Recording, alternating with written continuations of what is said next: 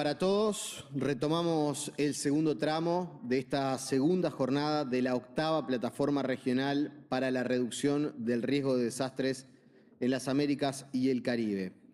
Saludamos especialmente a quienes están también participando virtualmente a través de la plataforma Hopin y les recordamos que está disponible la función Red de Contactos para vincularse a los demás participantes.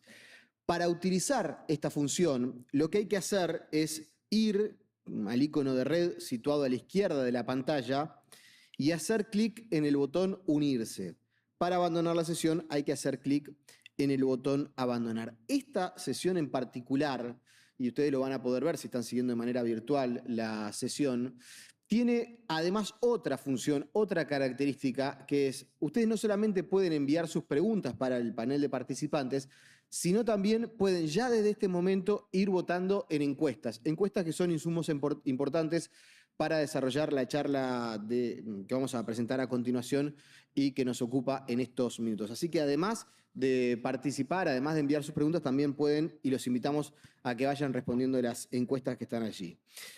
Por otro lado, recordarles que 50 integrantes de la red LAC de Mujeres para la Reducción del Riesgo de Desastres están desarrollando un observatorio de esta PR23 para evaluar la medida en la que se incorpora la perspectiva de género en este evento. Damos inicio a la sesión paralela número 10, titulada Reducción de Riesgos Urbanos, liderazgo local hacia una gobernanza inclusiva, transversal y multinivel. Esta sesión es organizada por el Programa de las Naciones Unidas para el Desarrollo y la Oficina de las Naciones Unidas para la Reducción del Riesgo de Desastres, Oficina Regional para las Américas y el Caribe. El moderador de la charla va a ser Ronald Jackson, es especialista en planificación física y tiene una maestría en gestión ambiental y de recursos naturales en la Universidad de las Indias Occidentales.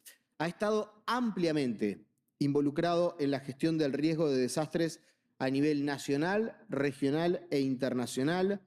Actualmente se desempeña como jefe del equipo de reducción del riesgo de desastres y recuperación del Programa de las Naciones Unidas para el Desarrollo. Antes de su cargo en la PNUD, se desempeñó como director ejecutivo de la Agencia de Gestión de Emergencias y Desastres del Caribe y también como director general de la Oficina de Preparación para Desastres y Gestión de Emergencias de Jamaica.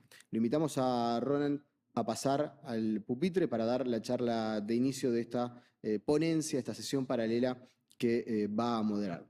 Go ahead, Ronald. Thank you very much, Mr. Master of Ceremonies. Colleagues, friends, the impact of disaster is still on the rise worldwide. The frequency, complexity, and intensity, particularly in terms of the number of affected people, has steadily increased in the last decades. The Latin American and Caribbean region clearly reflects this systemic risk configuration and concentration.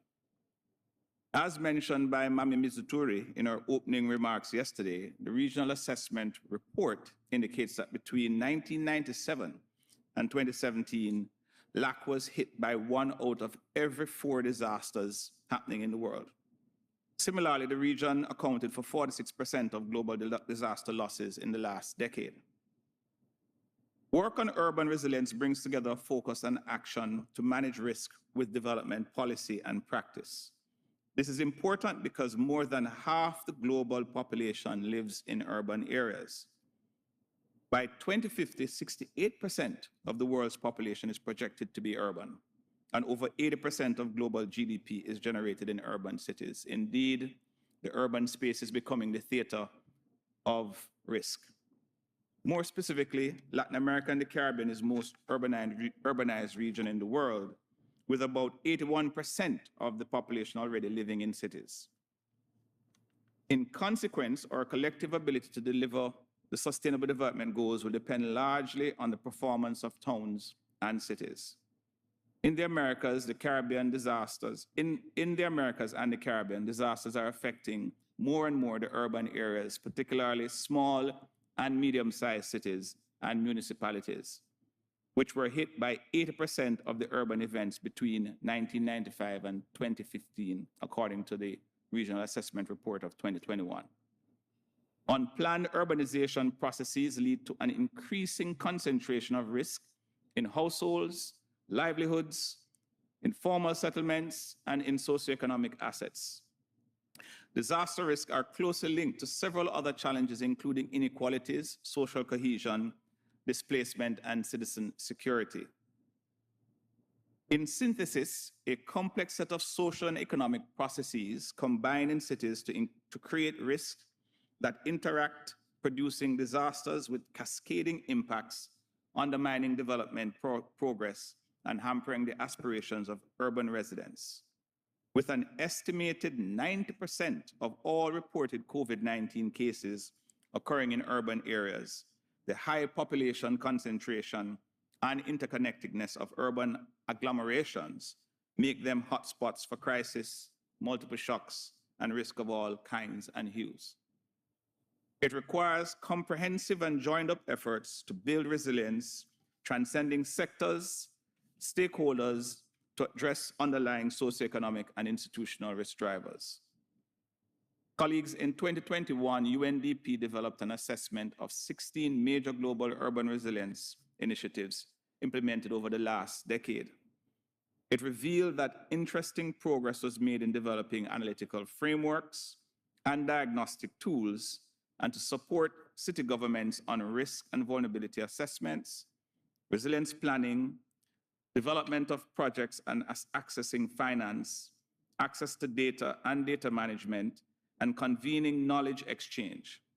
However, there is still a vast proportion of unmet demand coming from smaller cities, ones we refer to as second and third tier cities, in many of the countries and regions worldwide. After a decade of urban resilience intervention, there is still a long way to run in making cities more resilient. In this session, we will learn from the experiences of a remarkable group of panelists. Please note, 2 of our panelists are coming from municipalities, and I will introduce them shortly, and 2 panelists are coming from national level institutions. I'm happy and delighted to be joined by Javier Pava, who is online. I hope Javier is online with us. He's the Director General of the National Disaster Risk Management Unit and head of the Columbia Adaptation Fund. Mr. Pava is a geological engineer with specialization in risk assessments and disaster prevention from the University of Los Andes. He was the creator and director of the Bogota District Institute of Risk Management and Climate Change, and has also served as an international consultant for UNDRR, CAN, and the World Bank. On stage, we have with us Luis Bonilla, lead of Strategic Alliances and Programs in Resilient Cities Network, an economist and a master's in Latin American Studies. Among others, Luis has been director of TECO International, an advisor of the Minervi, consultant of international organizations such as Clasco, Eurosocial Plus, and Oxfam. He has an extensive experience in Latin America and the Caribbean region and has been part of the group of experts for Regional Action Plan for the implementation of the new urban agenda. I'm also pleased from the local level. I did say to you we have a couple mayors or local officials joining us. Miriam Urzoa, Risk Management and Control and Civil Protection Secretary of the Government of Mexico City, and winner of the first Sasakawa Award 2022 for her contribution to urban risk management in Latin America and the Caribbean. Miriam has 40 years of professional experience in disaster risk management and urban and environmental management, providing technical advice to governments, the United Nations agencies, and the World Bank. Miriam is an architect and has a postgraduate studies in urbanism from UNAM and the University of Chile. We also have with us here in the room Angela Henriquez, Deputy Mayor of the Municipality of Santo Domingo. She's a lawyer and a journalist specializing in community leadership. Ms. Henriquez is an active member of various social movements such as the Green March, Pro Consumidor, CESODECO, the defense of the environment and natural resources such as water. The deputy mayor is a member of the National Directorate, the National Political Commission, and the coordinator of the Council of the Province of Santo Domingo of her Alliance Peace Party. Online, we have Francine Barron, a lawyer from the University of Wolverhampton and the University of London. She's currently the CEO of the Climate Resilience Execution Agency of Dominica, referred to as CREED, which supports the implementation of Dominica's Climate Resilient Recovery Plan. From 2014 to 2019, Francine served as the Minister of Foreign Affairs and of CARICOM Affairs for the government of Dominica. Ladies and gentlemen, I'm going to pose the first question to Luis and Francine. What are the main factors in your context contributing to augmenting urban risk conditions within the region?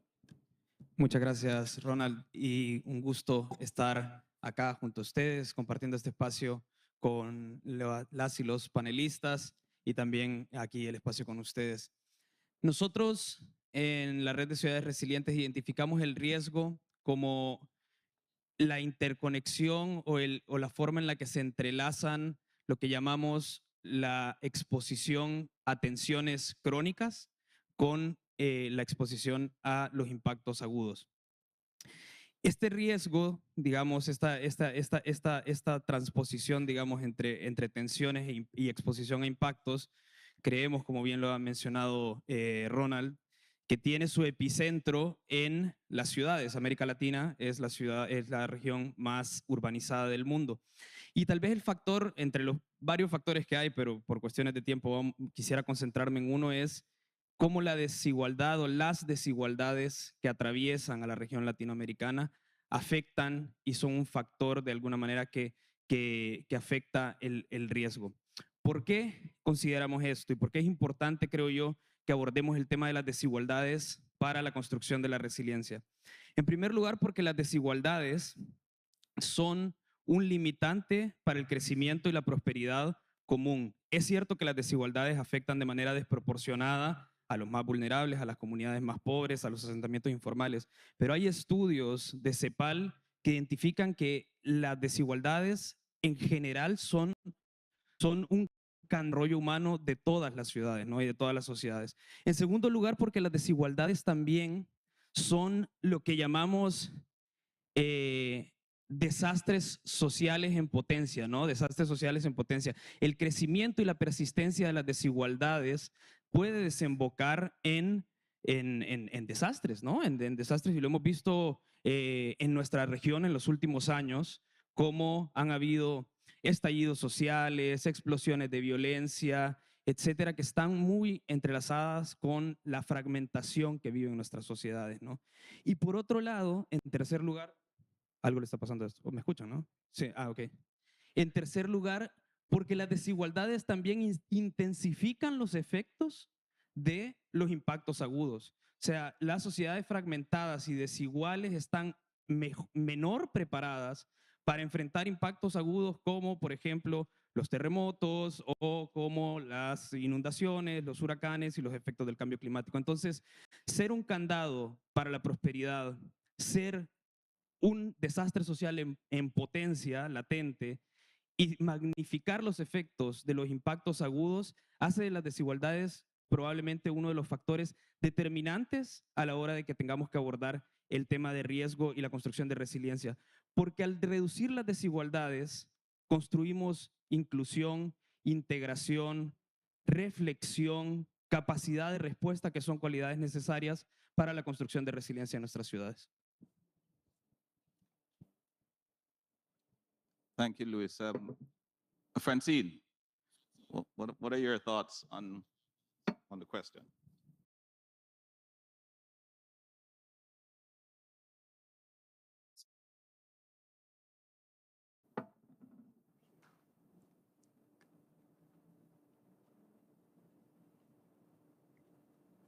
So, Francine, okay. thank you. Thank you, Chair, and thank you to the organizers for inviting me to be part of this conversation this afternoon. We are seeing more and more an increasing movement of people from rural areas into urban areas, mostly in search of jobs and other opportunities. And part of that movement is attributable to moving away from agriculture, which has traditionally been the mainstay for rural communities. So there's an influx of persons into urban areas, which is putting increased pressure on those areas, which are usually slow to adapt and absorb the changing demands on resources. Climate change and its impacts is one of the greatest challenges, resulting in internal displacement of persons and a greater impetus to persons to seek out urban areas for employment, better housing, and other opportunities. And this migration to urban areas is sometimes fueled by low investments in rural communities. And that really speaks to the question of inequalities that was raised by Lewis a while ago. Urban risks are amplified if our urban institutions are either non-existent or weak, or if there are too many actors in play without a clear line of authority and commitment to act. Do we have strong leadership at the community level? There must be clear political will to address the issues of vulnerabilities and risks in a coordinated manner. In many instances, there's a lack of risk management mechanisms and therefore no clear plan to identify and develop solutions in a targeted manner. So issues such as poor urban planning and underdeveloped infrastructure, whether related to housing, roads, drainage, and such, contribute to urban risks. Also, the lack of employment opportunities, particularly for the youth, is a major issue that results in social discord, increasing crime and violence. Access to financing is also a very limiting factor. Do we have the finances necessary to make the changes that will lessen our vulnerabilities? Do we have in place effective early warning systems? Do we have at the local level a proper working disaster plan? Are we able to put in place mitigating measures to minimize risk? How knowledgeable are urban residents on the challenges that they face? Are they educated on ways in which they can reduce their risks, whether to disasters or otherwise? How effectively are they engaged? So these are some of the areas that we can highlight as issues that are impacting urban risk conditions. Thank you, Chair. Wonderful. Thank you. Thank you, Francine. Thank you, Lewis. You've raised some very interesting points there on inequalities, around the presence of risk management in urban centers, around the pressures on the urban livelihoods, which is driving demand in the city center. We've included the audience in this process, and certainly they've also answered the question, which are the three main challenges for urban risk management in the Americas and the Caribbean. And financing is coming up quite strongly, but also a point that Francine made about participation, citizen participation, partnership, as well as better planning, which we've heard from many of the speakers. I want to now turn my attention to our next two panelists, one online and one here. So for Miriam and Javier, what capacities do you think local and national government should strengthen to move towards comprehensive, inclusive, and systemic risk management? I'll start with Javier this time. I'm going to take a response first from our online participant, and then I'll come to you, Miriam. Javier. Bueno, el gobierno nacional, los gobiernos nacionales tienen un papel territorial y sectorial, pero también tienen una obligación de garantizar esa autonomía, esa descentralización y esa desconcentración, para garantizar una reducción de esas desigualdades e inequidades que les permitan a cada una de las ciudades pequeñas, medianas y grandes desarrollar estrategias de inclusión. Es un compromiso de los gobiernos nacionales garantizar esas autonomías, garantizar los procesos de participación, garantizar los temas de vinculación directa de las comunidades en las tomas de decisiones, con incidencia directa en acciones que nos permitan transformar realidades. Esos ejercicios tienen que buscar establecer unas alianzas entre ciudades con mayores capacidades, con aquellas que no lo tienen, que requieren un apoyo adicional. Creemos que establecer unas redes de ciudades puede funcionar de manera muy importante. Igualmente la generación de unos nodos que permitan esa articulación. Las realidades de las ciudades grandes es muy diferente a las intermedias, muy diferente a las pequeñas ciudades. Estamos viendo en el caso de que muchas de las ciudades pequeñas, su capacidad financiera, su capacidad técnica, su capacidad administrativa es muy reducida. Requieren normalmente el apoyo del gobierno nacional. Las ciudades intermedias generalmente tienen una mayor capacidad, pero los ejercicios de gestión son muy básicos, que requieren, digamos, una articulación con otras. Y las grandes ciudades, que son las que tienen capacidades, normalmente se quedan autocráticamente encerradas en sí mismos, pero no ven esas relaciones con el tema regional. Entonces acá es muy importante mirar cómo diferenciamos esos aspectos territoriales, pero a su vez un tema muy importante que es el tema territorial y ese está asociado con los temas de las cuencas hidrográficas, con el tema de los ecosistemas y muy importante el tema de entender frente al cambio climático cómo es su comportamiento y cuáles son las respuestas que tendría que dar. El gobierno nacional tiene la obligación de dar elementos que le permitan a esos niveles poder trabajar desde cada una de esas instancias. Thank you very much, Javier.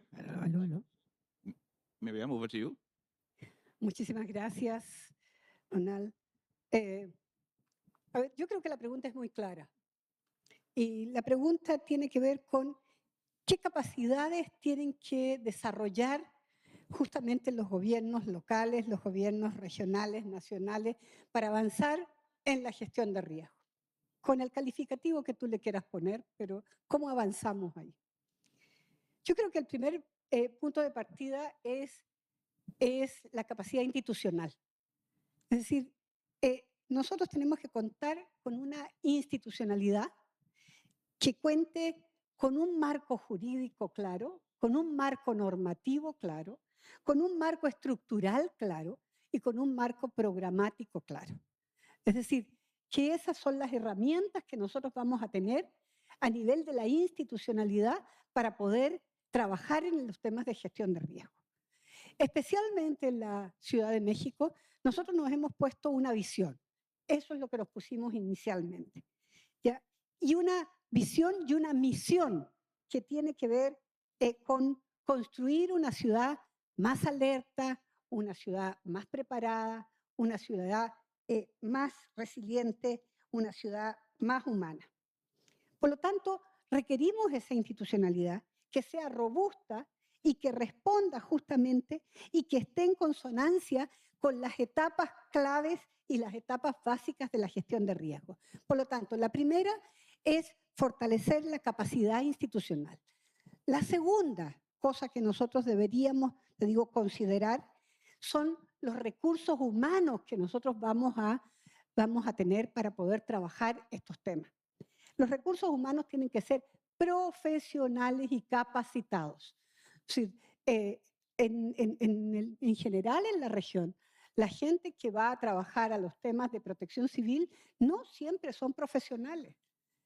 Tenemos, te digo, y nos hemos enfrentado en México, te digo, con que aquellos que no van a otros lados a trabajar, pues van a protección civil o van a gestión de riesgo. Y eso no es lo que necesitamos. Nosotros no requerimos ocurrentes en el tema. Nosotros necesitamos profesionales en el tema, ¿sí? Nosotros necesitamos, por otro lado, recursos financieros suficientes para cumplir con nuestra tarea de atención a la población. Si nuestros presupuestos, en vez de ir subiendo, van bajando, ¿ya? Pues no tenemos muchas posibilidades de atender a la población en estos temas que son tan trascendentales como la gestión de riesgo, que en síntesis es prevención. Y lo otro son recursos materiales para la atención de incidentes, de eventos, de emergencia, que en el día a día todos los que estamos vinculados a este tema estamos atendiendo. Lo otro es tener una gestión transversal. Es decir, eso no lo olvidemos nunca. Tenemos que involucrar a todas las dependencias de gobierno de las ciudades o de las regiones. Es decir, no podemos trabajar solos. Es decir, y de acuerdo a las atribuciones de cada una de esas dependencias, pues deben incorporarse justamente al trabajo que nosotros hacemos. ¿Cómo? Generando protocolos. Protocolos que implican pues que cada una de las dependencias tiene una tarea que cumplir en lo que es la gestión de riesgos. Por otro lado, que tengan responsabilidades diferenciales, pero que participen con nosotros. El área de gestión de riesgos tiene que ser un área de coordinación. No es un área de operación directa, sino que es un área de coordinación. Nosotros tenemos que crear, por ejemplo, un sistema, y es lo que hemos hecho en México, en la Ciudad de México especialmente, brigadas de prevención de riesgo, ¿ya?, con el sector social, que además funciona como un sistema. Y se dice fácil, pero las brigadas de prevención de riesgo en la ciudad tiene que ver con crear 849 brigadas que corresponden a los 849 cuadrantes que tiene la ciudad y a las 70 coordinaciones territoriales que tiene la ciudad. Tenemos que llegar a todas ellas, digo, para que realmente la gestión de riesgo empiece a bajar, no quede en la superestructura, sino que podamos, te digo, trabajar con la gente en estos temas. Fortaleciendo la vinculación con el sector privado. Es decir, es una tarea que tenemos que hacer. Y les pongo un ejemplo, en México hemos hecho un acuerdo y un convenio y estamos fortaleciendo las relaciones con el sector privado y de hecho el sector privado en este momento nos ha aportado directamente un boost de la capacitación que en una semana o en 2 semanas vamos a sacar a la calle. ¿Para qué? Para ir a los lugares más vulnerables de la ciudad, para lograr que esa gente que nunca va a tomar un curso de gestión de riesgo o de prevención o de nunca, pues nosotros se lo llevemos directamente. Y finalmente, fortaleciendo la vinculación con la academia. De hecho, nosotros tenemos un chat especial que son universidades resilientes, en donde estamos aprovechando el conocimiento y la experiencia de las universidades para esto. No quiero seguir, pues si no me paso. No, thank you very much, Javier and Miriam. Quite extensive reflections there, and I particularly like I'm going to paraphrase a little bit. Balancing the natural with the anthropogenic systems, which Javier touched on the environmental comment, and the issue related to smaller cities and the variability in their capacity. And Miriam speaking about institutional capacity. Really pointing to the fact that development is founded on strong institutions. So if we're talking about resilience within the cities, we have to look at the institutions and the human resources and a number of other very important issues there, which is taking risk management out of the administrative domain, but also bringing the wider sectoral actors and communities into this. You've had your say, our audience here in the room and also online. You've given us your perspectives, and you've ranked the presence of academia and experts as your number one area for strengthening if we want to promote better urban resilience and risk management. Neighborhood organizations, which I think aligns quite nicely with Miriam's point about the prevention brigades. We can link that to her ideas there. And of course, modernization and new ideas. Innovation, how do we bring innovation, not just from a technological standpoint, into the process, and then proximity with the private sector. I want to now turn back to our two panelists, two of our three panelists here in the room. I want to address my next question to Angela and to Luis. Which potentials and opportunities can be used to streamline risk management processes at the local levels? And I will start with you, Angela. Sí, muchísimas gracias. Agradecemos inmensamente la invitación a esta plenaria y especialmente esta sesión en reducción del riesgo a desastres en las Américas y el Caribe. Nosotros desde la República Dominicana que hemos venido no solamente a aprender, como ya lo hemos estado haciendo desde el día de ayer, sino también a cómo interactuar con todas estas voces diversas de Latinoamérica que han estado participando desde ayer. Bueno, en relación a la pregunta, Jackson, muchísimas gracias. Nosotros entendemos que desde los gobiernos locales se pueden implementar muchísimos procesos, iniciativas que tienen que estar directamente relacionadas con el liderazgo local.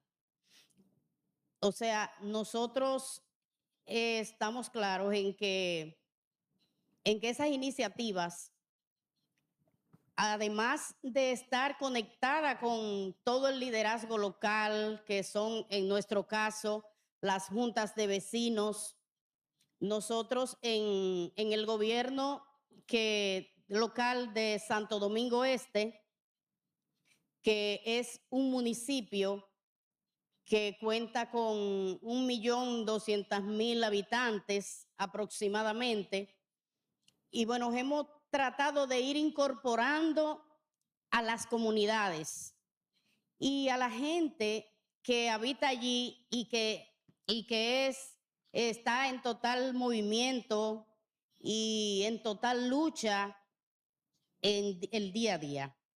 Entonces, en ese caso, lo que hemos hecho es, hemos organizado cerca de más de 1.500 juntas de vecinos. En esas juntas de vecinos tenemos una persona que se encarga, un directivo que se encarga de gestión de riesgo.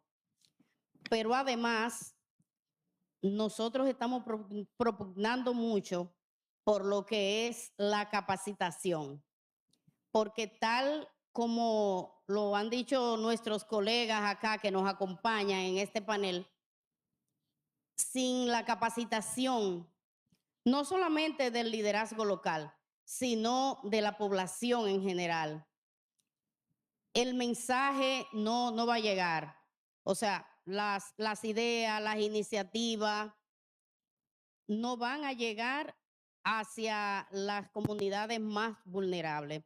Entonces, en ese caso, hay que utilizar mucho lo que son los medios de comunicación a todos niveles, utilizar también un lenguaje que llegue a la gente, o sea, no muy rebuscado, no con palabras muy técnicas, pero también nosotros entendemos que hay que formar multiplicadores de ese mensaje en gestión de riesgo. Una cosa muy importante también es que se pueda trabajar de manera articulada. No podemos desde las instituciones entender que el trabajo se va a llevar a cabo solo a nivel de la burocracia. Hay que interactuar el día a día con la gente de los territorios, pero también conocer esos territorios, el nivel de organización. Por ejemplo, nosotros acabamos de promulgar una ley, la ley de ordenamiento territorial, que tenía años en no poder lograr que se promulgara y ya es una realidad. Bueno, entonces también contamos con un plan estratégico, se cuenta con un presupuesto, pero tenemos que decir que ese presupuesto debe ser mejor enfocado hacia esas áreas y también cómo el presupuesto local va también a ser dirigido a las necesidades en gestión de riesgo. Otra cosa muy importante es cómo nosotros a nivel local podemos trabajar de manera articulada con las instituciones que están un poco más avanzadas que nosotros y con otros países que también se han desarrollado mucho más en gestión de riesgo. Muchas gracias. Yo quisiera destacar tal vez 3 avances que creo que hemos visto en la región que nos abren a oportunidades para abordar el tema de la resiliencia y la gestión de riesgos de manera más determinada. Una es que creo que cada vez tenemos más comprensión, digamos, de la complejidad del riesgo sistémico, de lo que llamamos la crisis en cascada, ¿no? Que ahora no existen o es muy difícil tal vez, digamos, separar, ¿no? Separar el cambio climático de las crisis económicas, de las migraciones, sino que entendemos lo que llamamos que todo tiene que ver con todo, ¿no? Y hay ese nivel de enfoque tal vez. Y eso nos abre oportunidades, creo yo, para reformas sobre cosas que han mencionado acá las colegas que tienen que ver, por ejemplo, con el tema de la capacitación, el financiamiento, el desarrollo de capacidades institucionales que tiene que de alguna manera adaptarse a esa complejidad del riesgo sistémico que vivimos en la actualidad. El segundo caso es que yo creo que también hay esfuerzos muy interesantes y muy valiosos y potentes sobre lo que podemos denominar la gobernanza de la resiliencia, ¿no? Que va atado a este tema de lo sistémico, de que necesitamos reformar la gobernanza de la resiliencia para incluir a los distintos niveles, a los distintos sectores, a los distintos actores que operan dentro de la ciudad, ¿no? Y eso nos va a permitir actuar de manera más coordinada y de manera más eficiente, ¿no? Aquí Miriam mencionaba en el almuerzo que tuvimos un caso que a mí me parece importante destacar, que es, por ejemplo, digamos, la inclusión de la resiliencia y la gestión de riesgos en la Constitución de la Ciudad de México, los consejos de resiliencia que existen en distintas ciudades.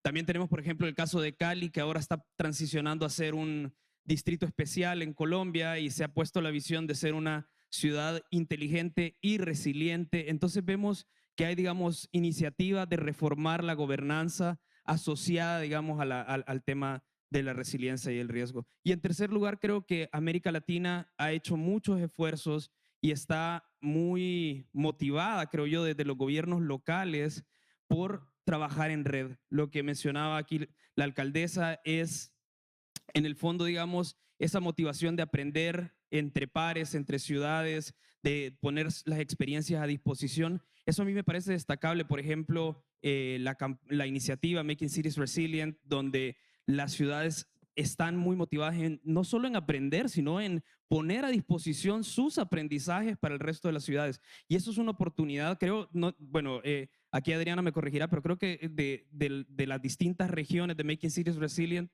América Latina es la que tiene más ciudades miembros y América en general.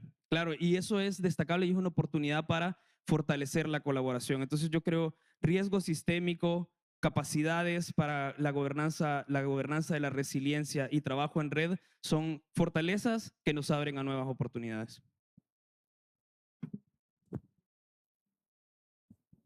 Thank you very much. Interesting. You know, we heard about localization. Again, this whole issue of capacity building, cultural transformation, shifting culture and behavior through communication, through education. I think that came out quite well. The risk language, you know, ensuring that we have a simplified risk language for the people we are trying to reach. You know, in the UN, we have a very complex risk language. And so we heard we need to really make sure that we can translate that. The issue of systemic challenges, reforms, and governance, all very important elements coming out in that aspect. And I want to turn to Francine and Miriam with my next question. And it is as follows: how to enhance the role of community actors, civil society, and the private sector in urban risk management. And as you can see on the screen, you know, whilst we're hearing from our panelists, you are actively engaged in contributing your thoughts to this. So Francine, how to enhance the role of community actors, civil society, and the private sector in urban risk management? Thank you, Ronald. A few thoughts or suggestions. There sometimes seems to be a disconnect or a lack of awareness between the state and civil society and the private sector. It almost seems sometimes that they're working at cross purposes. We should consider the development of an urban risk management strategy and action plan that will look in a comprehensive way at all issues affecting urban areas and that put its occupants at risk. And we should really include in that strategy and in that plan specific roles for civil society and the private sector and private actors. There needs to be greater engagement by the state with civil society and non-state actors, because we need to have a whole of society approach to the very real issues that are confronting us, whether they be disaster risks, issues of resilience, unemployment, overcrowding, poverty, what have you, any of those risks. No one person or group has all the answers or all the ideas and solutions. So we must have a system for the sharing of information and best practices and be willing to listen and engage. That might involve, for example, regular sessions in person or virtually that allows for a cross-fertilization of ideas. And it may involve the development of protocols to govern interaction within the state and civil society and private sector and amongst themselves. It may also require the training and capacity building so that we can have more informed contributions and participation. And we may need to encourage the formation of interest groups for better organized interventions. They also need to understand as well that they play a vital role in ensuring a more resilient community. So that includes in ensuring that their business practices do not harm the environment, in creating opportunities for employment, in setting examples of conservation, and in having innovative approaches towards risk reduction. What we should ultimately seek to create is a better relationship with all groups in society so that we're approaching problems with a unity of purpose and maximizing the use of the limited resources that we have to be able to do the most good. Thank you. Thank you, Francine. Miriam, over to you. Muchísimas gracias, Ronald. A ver, yo comparto totalmente la última parte de Francine. Tenemos que generar una estrategia de vinculación, de capacitación y difusión, ¿ya?, hacia todos los sectores, hacia el sector público, privado y social. Es decir, tiene que haber una estrategia, te digo, que nos permita llegar a todos ellos. Segundo, hay tareas que tenemos que cumplir para realmente potenciar también el rol de estos actores. Uno de ellos es trabajar desarrollando el conocimiento del riesgo. Es decir, esa es una tarea que es imprescindible en todos aquellos que estamos trabajando en este tema. ¿Para qué? Para dar una información mucho más fidedigna, una información mucho más oportuna, una información mucho más certera, ¿sí? Y que la población en general sienta verdaderamente tranquilidad cuando tú hablas sobre estos temas con ellos. Desarrollar herramientas, por ejemplo, como el Atlas de Riesgo y como el Sistema de Alerta Temprana, son dos herramientas que son básicas para poder hacer este tipo de trabajo. En la Ciudad de México, nosotros desde hace 4 años y 3 meses que hemos entrado en el gobierno, empezamos a trabajar un Atlas de Riesgo que en este momento tiene más de 2.000 capas de información actualizada, es decir, estamos hablando de información que es de hace 3, 4 años atrás, no más atrás, y que increíblemente en este momento tenemos cerca de 87 millones de bajadas de ese Atlas de Riesgo. Quiere decir que a alguien le está importando, es decir, quiere decir que estamos llegando a muchísimos actores en este momento que son los encargados de justamente de desarrollar la ciudad y de construir en la ciudad que este Atlas de Riesgo les permite saber cuáles son realmente los riesgos que hay en qué lugares de la ciudad para no construir y no construir vulnerabilidad.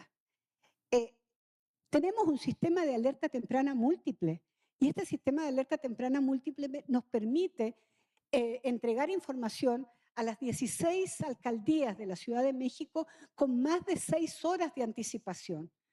Esto es importante, ¿por qué? Porque las propias alcaldías pueden comunicarse con sus comunidades de manera de poder prevenir cualquier cosa que vaya a pasar o cualquier evento que vaya a pasar. Llámese lluvia, llámese temperaturas altas, temperaturas bajas, llámese vientos, llámese granizo, etc.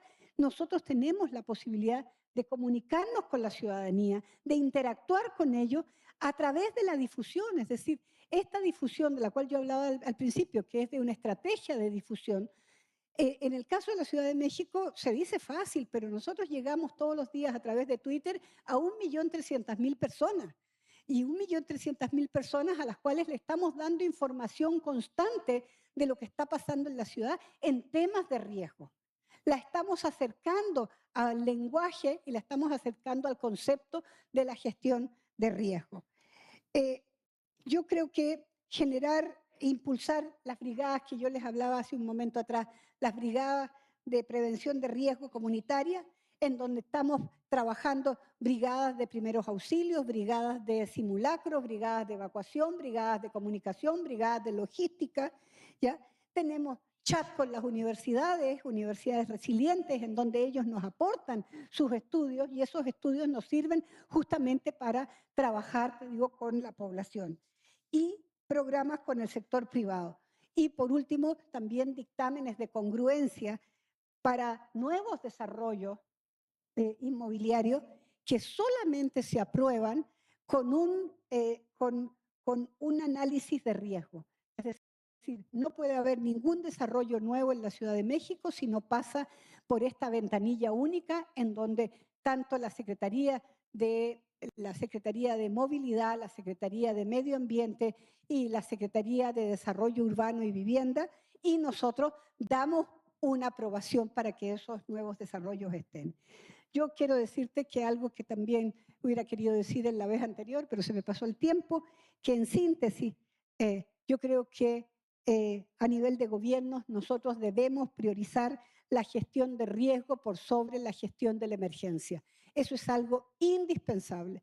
Segunda cosa es homologar los conceptos, que todos hablemos las mismas cosas y entendamos las mismas cosas. ¿Qué quiere decir vulnerabilidad? ¿Qué quiere decir amenaza y peligro? ¿Qué quiere decir riesgo? ¿Qué quiere decir desastres? ¿Qué quiere decir resiliencia? Hablemos de la misma forma. Y algo muy importante que tú decías es la comunicación. Hablemos el lenguaje ciudadano. Acostumbrémonos a crear empatías necesarias para poder llegar a la mayor cantidad de población. Ahora, finalmente decirte que si nosotros trabajamos verdaderamente en gestión de riesgo, de la manera en la cual lo estamos haciendo, tendremos, por supuesto, muchos menos daños en el acervo físico de nuestras ciudades y de nuestras localidades y muchas menos pérdidas económicas, ¿ya?, que afectan nuestro desarrollo y ponen en riesgo nuestro futuro. Muchas gracias. Thank you very much, Francine and Miriam. I definitely heard the passion in that response, and I think that's also important. Two leaders, three women leaders. No offense to the gentlemen on the panel, but I'm talking about local leadership. Three women leaders who are demonstrating great passion for this particular issue, and we need that as well as a driving factor in delivering urban resilience. So we heard about this disconnect between the state, civil society, and the private sector. And I really love Francine's recommendation about this urban risk management strategy, an action plan that defines very clear spaces for civil society and the private sector to be able to contribute. Again, this issue of engagement and inclusiveness, which is very central to effective development. From Miriam, the whole idea of prioritizing risk management. I mean, you offered quite a number of things, including the risk atlas that is open source to key stakeholders. But I really love your impassioned plea about promoting or prioritizing risk management. risk management. And you know, we're going to come back to you because this is a very important issue around how we understand what it is we're talking about when we say risk management, the prospective and the corrective before we get into the reactive, which is response. We need to promote those two. So you've been also, you know, giving your feedback on these issues, and you've quite clearly stated that the strengthening of local governance is an important element for you when you're looking at the main solutions for urban risk management. You have also planning for the future, very important. I mean, we have to understand that it's not about risk now, but risk in the future. How are our choices today shaping risk in the future, and how are we accounting for them in our longer term planning? And of course, access to safe housing and land, and then community-based early warning systems. I'm now going to turn to Luis and Miriam for my final sets of questions. And I'm going to start with Miriam here and then ask Luis to chime in afterwards. How can science and technology contribute to encouraging risk management in urban areas? Are we using enough of science and technology in our urban risk management efforts? Over to you, Miriam, first, and then I'll ask Luis to close on this section. A ver, yo creo que justamente una de las carencias que tenemos y que necesitamos urgentemente es algo que también escuché el día de ayer. Tenemos que empezar a subir las escaleras de la tecnología. Debemos dejar de hacer las cosas a mano. Debemos realmente usar la tecnología. Y es por eso que la Ciudad de México, te digo, hizo un esfuerzo enorme al principio de la gestión para conseguir los recursos para justamente armar este atlas de riesgo en un lugar que se llama el C5 en México, en donde realmente pues, podemos tener la mejor tecnología y redundancia posible. Creo que es absolutamente necesario que nosotros empecemos a trabajar estos temas, como tú dices, la ciencia y la tecnología, aprovecharnos de lo que la academia y las universidades desarrollan también, te digo, para poder mejorar nuestra gestión, poder, digo, hacer laboratorios que nos permitan mejorar las condiciones y adelantarnos a lo que puede pasar. México y la Ciudad de México es una ciudad multiamenaza. Nosotros tenemos todo. Nosotros no solamente tenemos los sismos, que no los podemos prever, pero sí tenemos, te digo, un volcán a 60 kilómetros que todos los días nos está avisando de que en cualquier momento puede hacer erupción. Pero también tenemos la temporada de lluvias que empieza el 15 de mayo, termina el 15 de octubre, en donde tenemos lluvias torrenciales, especialmente en agosto y en septiembre. Tenemos inundaciones, tenemos encharcamiento, tenemos desplazamiento de laderas, etc. Y la ciencia y la tecnología son fundamentales justamente para prever todo ese tipo de fenómenos perturbadores. Muchas gracias. Yo totalmente de acuerdo con lo que plantea Miriam y solo quisiera tal vez dar una especificación de cómo en el tema de ciencia y tecnología quisiera como centrarme en compartir cómo vemos que la digitalización, que es una parte de eso, puede aportar a la resiliencia de las ciudades. La digitalización nosotros la entendemos como una especie como de capa que atraviesa toda la forma en la que funcionan las ciudades y es una tendencia, digamos, solo creciente, ¿no? Eso no va a ir para atrás, ¿no? Y cómo podemos aprovechar las tendencias de la digitalización para volver las ciudades más resilientes es una pregunta que creo que tiene que estar en el primer lugar de la agenda. ¿Por qué?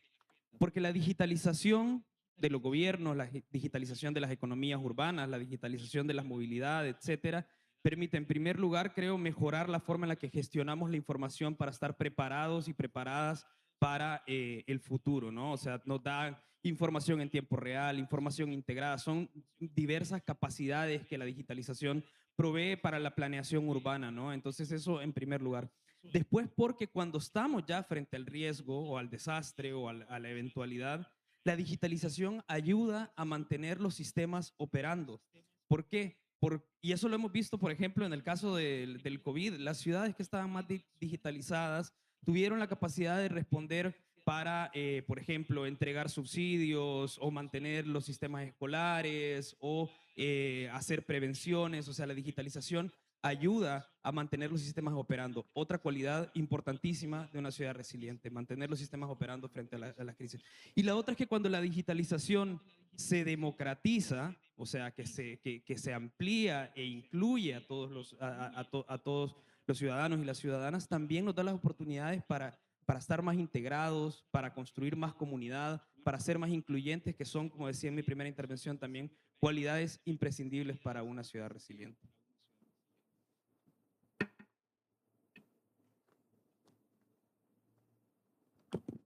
Thank you, Luis. I haven't heard from Javier. So, Javier, do you want to reflect a little bit on this question as well? You're more than welcome. Te agradezco muchísimo. A ver, lo primero que todo, cuando hablamos de la ciencia y tecnología en la gestión de riesgos, tenemos que pensar para quién y para qué la ciencia y tecnología. Estamos hablando de que las principales causas de los riesgos en las zonas de los entornos urbanos está en función de las desigualdades, de la fragmentación, de la exclusión social. Si nosotros creamos y desarrollamos la ciencia y tecnología, tenemos que pensar en que esta logre romper estas brechas y lograr resolver ese tipo de inequidades que se generan y esas desigualdades. Lo que hoy en día está sucediendo es lo contrario. Muchas veces el acceso a la ciencia y tecnología lo que hace es aumentar esas circunstancias y por lo tanto en muchas ocasiones debemos mantener esas condiciones que generan esas condiciones de vulnerabilidad de la población.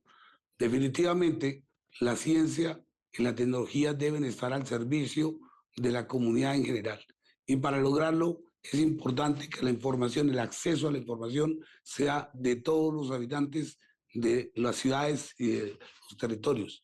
Y esto parte con un tema de tener acceso a los sistemas, a las redes de Wi-Fi, a la información a los sistemas de información y tecnologías que le permitan lograr intercambiar información para toma de decisiones y poder participar de manera efectiva. Yo creo que efectivamente tenemos que pensar en una ciencia aplicada a buscar soluciones de fondo, soluciones que vayan a resolver los problemas de riesgo que se presentan en cada uno de los territorios. No una ciencia y tecnología que sencillamente busca favorecer a los de siempre, a favorecer las mismas circunstancias, a quienes tienen el capital, a quienes tienen los recursos y que tienen los medios para hacerlo. Esto debe buscar, por el contrario, resolver este tipo de cosas. La tecnología debe estar en función de buscar cosas que permitan la adaptación, que permitan no solamente en lo que venimos haciendo en muchas de nuestras ciudades, en términos de pensar en grandes diseños de obras correctivas, de obras y reacciones necesariamente solamente de tipo reactivas y no en términos de planificación, de ordenamiento, de redistribución de la riqueza, de redistribución del suelo. Aquí hay unos temas que son muy importantes en las zonas urbanas que aquí no se han discutido y que son muy pocas las veces que se habla de este tema. Se habla normalmente del ordenamiento del territorio, pero es que el ordenamiento del territorio urbano tiene que ver con un tema muy importante que es la renta del suelo, el tema de valorización, el valor del suelo. Mientras que existan esas grandes diferencias en el valor del suelo y en lo que eso significa, el tema de habilitar o restringir unas zonas, el tema de los riesgos va a estar allí siempre. Hoy en Colombia hemos avanzado muchísimo en los temas de ordenamiento del territorio. Hemos hablado de una serie de tener información y muchos medios tecnológicos para hacer zonificaciones, mapas de riesgo, elaborar cantidades de obras de reducción de riesgo, pero esto sencillamente lo que aumenta es todos los días las mismas situaciones de riesgo. Entonces estamos creando una serie de elementos que sencillamente reproducen las mismas condiciones de riesgo, las mismas condiciones de vulnerabilidad. Esta información y todo esto debe llevar para hacer transformaciones, rupturas cambios estratégicos que tienen que ver con la redistribución de la tierra, que tienen que ver con la redistribución de la riqueza, que tienen que ver con la repartición de las capacidades y garantizar unas condiciones de transformación real de los territorios. Creo que, digamos, la ciencia y tecnología debe estar en función de eso, debe estar en función de lograr que la gestión de riesgo no siga siendo sencillamente trabajar en función de conservar lo existente, mantener esas situaciones, porque mientras mantengamos esas mismas circunstancias que son aceleradores de condiciones de riesgo, nunca vamos a salir de esta situación. Y por el contrario, la ciencia y tecnología se va a poner siempre al servicio de mantener las mismas condiciones. Logremos garantizar esto, parte efectivamente de una voluntad política de los gobiernos, de una exigencia de las comunidades en defender esos derechos de manera democrática. Y para eso se requiere que tengan acceso a la información, acceso a la comunicación, democratización del conocimiento. No es posible que hoy en toda nuestra América Latina el tema de los riesgos, de quienes manejan la gestión de riesgo en los niveles institucionales son los mismos, seamos siempre las mismas instituciones, las mismas entidades. Siempre el tema de conservar la información, de tener la información, son sencillamente un grupo de personas que son los expertos, los especialistas, los doctores de los temas. No podemos creernos los dueños del conocimiento, los dueños de la información, de la ciencia y la tecnología. Eso debe estar puesto a las comunidades en general. Eso debe ser masivo, debe llegar a todas las instancias. Para eso hay que hacerla sencilla, fácil, que sea entendible, que se pueda comunicar, que se pueda entender, que tenga acceso a eso. Y eso significa estrategias de comunicación en la cual los lenguajes tienen que ser sencillos, en la cual debemos actuar y tratar de llegar con el arte, la música, la cultura a esas transformaciones. No hay una manera diferente. Mientras aquí estamos sencillamente siempre promoviendo que el acceso a los temas de riesgos solamente son para los grandes expertos, los especialistas, los de los altos niveles, los niveles directivos, las instituciones. Eso sencillamente lo que hace es multiplicar y seguir en este ciclo fatal de la gestión de riesgo de desastres del cual debemos salir. No puede ser, y no estaría de acuerdo con que, digamos, a nivel de América Latina sigamos en esta misma lógica, porque sencillamente no vamos a lograr nunca ninguno de los indicadores que tenemos del marco de Sendai de poder realmente salir de esa situación. Y más aún, cuando estamos enfrentados hoy, no solamente a los desafíos del riesgo, sino que el cambio climático nos exige tener la capacidad de entender los problemas más allá de lo que históricamente hemos hecho. Desde la ciencia nos hemos quedado en unos temas probabilísticos, estadísticos, y no en un tema de cambios de rupturas que nos llevan a unas situaciones diferentes. Estamos hoy con el cambio climático obligados necesariamente a hacer unos desarrollos en ciencia y tecnología diferentes. Unfortunately, we've run out of time. It was really an interesting discourse. We had two wonderful questions from the audience, and it's a shame that we're unable to really hear from the panelists on this. It really concerns what can municipal authorities do in at-risk communities where state has limited access and presence. For instance, how do we implement resilience actions in unplanned settlements? And the second one, how can we prevent municipalities from acting as a threat to the resilience of their neighbors? So transboundary issues, for instance, water and flooding management. Very, very important questions that I would have loved to have heard from the panelists. Francine, because this also looks at SIDS and small cities which are struggling with their own resource base, as we heard, but such is the issue. We heard leveraging technology to transform our urban systems. We heard about better management and access to services using digitalization. We heard about creating opportunities for unlocking economic freedoms through digitalization as well. We heard about the issues, the other side of technology, which is the risk inherent in technology. There's technology for good, technology for bad, and the role of technology in widening the gap in inequalities. And we need to pay attention to that, factoring risk in our planning and development. Technology should provide solution that allows us to adapt and to transform. Very important words and insights from our panel of experts. There's much more we have to close, but we're out of time. It was really a pleasure to hear from them. Please give them a round of applause for those participating here on the panel. And our wonderful delegates who are operating online. They don't have the advantage of the pulse in the room. Let's thank them. Thank you so much. And it was my pleasure steering you through the process.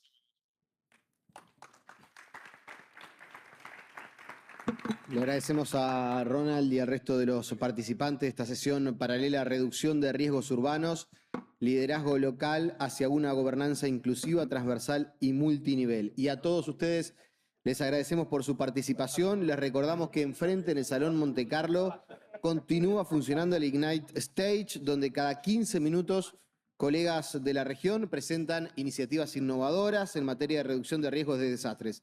Los y las invitamos a acercarse. Que tengan muy buena tarde.